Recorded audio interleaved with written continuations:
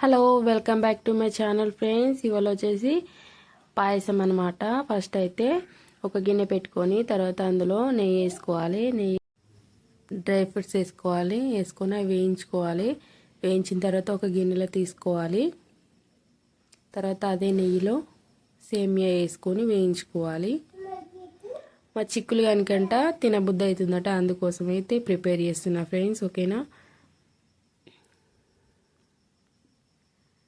వేయించిన తర్వాత అందులో కాచి చల్లార్చిన పాలు వేసుకోవాలి.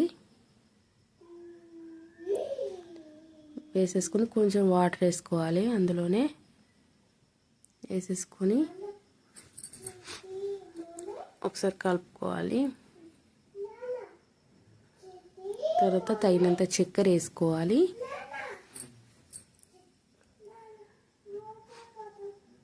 తర్వాత ఇలాచీల పొడి కూడా వేసుకోవాలి. వేసుకొని మంచిగా ఉడకనివ్వాలి ఫ్రెండ్స్. ఉడికిన తర్వాత తినడమే, అంతే. ఎంతో ఈజీగా ఉండే పాయసం రెడీ. మా చిక్కుల కోసం అయితే ఇలా ప్రిపేర్ చేశాను. చాలా అంటే చాలా ఈజీగా అనిపించింది చేసేటప్పుడు.